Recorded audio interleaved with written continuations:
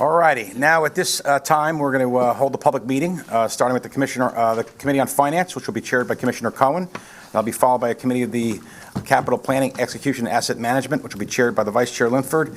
And we will conclude the public portion of today's meeting with the public board meeting. Commissioner Cohen. Thank you very much. Today's meeting of the Committee on Finance is being held in public session in its entirety. At this point, I do the only thing I'm required to do for this meeting. I ask the Secretary to advise those present of the composition of the Committee on Finance and any Commissioner recusals on the matters before the committee today. Thank you. The Committee on Finance is composed of Commissioner Cohen, the committee chair, Commissioner McCabe, the committee vice chairs, and Commissioner Horwitz, Kelly, and Richardson. Also present are Chairman O'Toole, Vice Chairman Linford, Commissioner Bolage, Commissioner Eve, Commissioner Helmy, Commissioner LaBarbera, Commissioner Rosado. There are no requests for actions and therefore no recusals required. Thank you very much. For those who are listening and not viewing, I will note that I do not have to call on our Chief Financial Officer, Libby McCarthy, because, as always, with the efficiency and effectiveness that we've come to expect of her, she's already at the podium. So, Libby, all yours.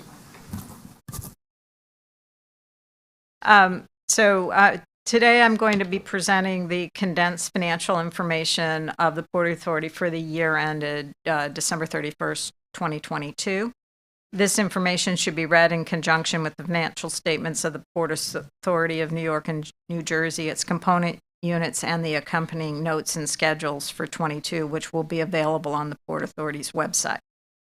Any information provided herein with respect to forward-looking impacts from COVID-19 represents the Port Authority's current assessment based on the data it had available at the time the financial information was compiled.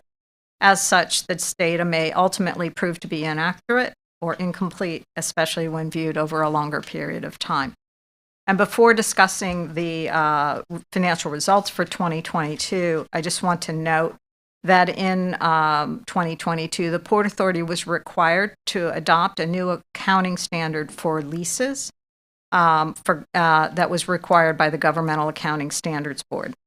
This new standard required the recognition of long-term leases with fixed rents to treat them as financing transactions and recognize related assets or liabilities on the agency's financial statements. In accordance with the new accounting standard, the 2021 financial information that is included in these statements were restated in order to present the information on a consistent basis. So now moving to the 2022 results, they were quite strong and reflect the agency's continued recovery from the negative effects of the COVID-19 pandemic. However, I will note there are two important things to keep in mind. One, these strong results do not reflect core growth, they reflect recovery. It's also important to note that the activity levels, while they continue to improve, we do continue to have overarching impacts and on activity levels, and it varies by business unit. And certain of our units are expected to recover more slowly over the next few years. And I'm going to discuss in more detail that activity performance by business unit in a few moments. But as you can see on this slide, the authority's net operating revenues of nearly $2.9 billion reflect a $526 million or 22% increase when compared to 2021 results. They were, as I mentioned, primarily driven by that continued COVID-19 recovery of activity across all of our facilities.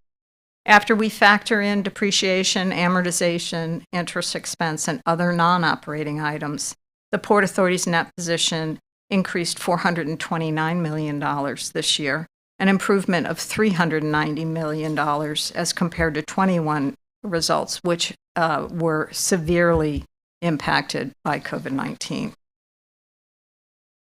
So moving to activity. Volumes have improved, particularly if you compare them to the nadirs we saw in April of 2020, but that rate of recovery has varied significantly by business line. This slide shows the monthly activity levels at our bridges and tunnels, as well as the path. 2022 volumes are in green, 21 in light blue, and the pre-COVID reference point of 2019 is in gold. TB&T is represented on the left side of the slide and path on the right. While bridge and tunnel activity was impacted by winter weather related events in early 2022, you can see on the graph that activity volumes during the remainder of the year was roughly in line with 2019 levels and finished 2022 at 99% of 2019 levels. As compared to 21, TB&T activity was 4% higher year over year. PATH, on the other hand, like other mass transit commuter rail systems in the region, continues to see a depressed level of ridership due to the delay in employees returning to the office and potentially shifts to remote or hybrid work environments by many employers. While PATH ridership in 2022 experienced a meaningful uptick in activity versus 2021, finishing 46% higher year over year, the 2022 level remains depressed at only 52% of pre-COVID levels.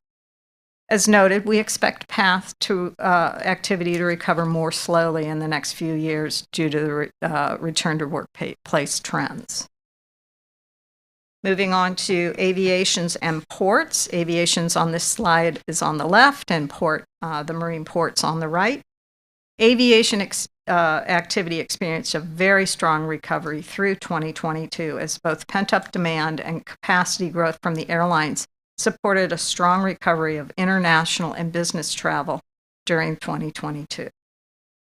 Volumes were 91% higher of 2019 levels, which was a 71% increase compared to 2021 activity. Our port activity throughout the year consistently broke records. And for the full year of 2022, the New York, New Jersey seaports was the second busiest container port in the nation. Total container volume for 2022 finished 6% higher year over year and was 127% of 2019 levels. This slide shows the breakdown of the agency's gross operating revenues for 22 as compared to 21. Gross operating revenues of $6 billion increased 17% as compared to 2021. The year-over-year growth was, again, primarily driven by that activity volume recovery at our facilities, as well as the commencement of certain new leases at the airports in connection with our redevelopment activities. From an operating expense basis, the total operating expenses in 2022 totaled $3.1 billion, reflecting an increase of 13% compared to 2021. This increase supported that year-over-year increase in activity volumes across all of our facilities. And finally, just to touch quickly on our capital investments in facilities, they totaled $1.9 billion in 2022, which was a decrease of approximately $90 million compared to 21. Derek Utter is going to present more information on our capital spending shortly. Finally, from a perspective of the balance sheet, focusing on cash and liquidity, cash flow from operations of approximately $2.8 billion increased more than almost $800 million from the prior year, which is consistent with that strong net operating revenue growth I reported on. Cash and investments at year-end totaled $4.2 billion, an increase of approximately $400 million from the prior year. In addition to cash and investments on hand, at December 31st, the Port Authority had approximately $800 million of capacity to support its construction program, consisting of about $540 million in bond funds currently on hand, as well as commercial paper availability of about $250 million. And finally, when excluding general reserve funds and capital funds from our test, cash and investments at the end of the year represented 171 days of cash on hand, which is all a recovery in our liquidity position. And finally, on the liability side of the balance sheet, here you can see our bonds and other financing obligations which totaled $28.4 billion at the end of the year, and that was an increase of approximately $700 million when compared to last year, and that reflects the issuance of new bonds to support our capital program.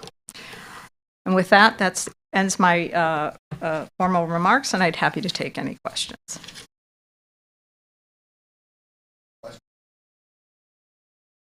And this concludes today's meeting, and I am happy to turn it back over to the chairman. Thank you, Commissioner Cohen. The next meeting is the Committee on Capital Planning, Execution, and Asset Management.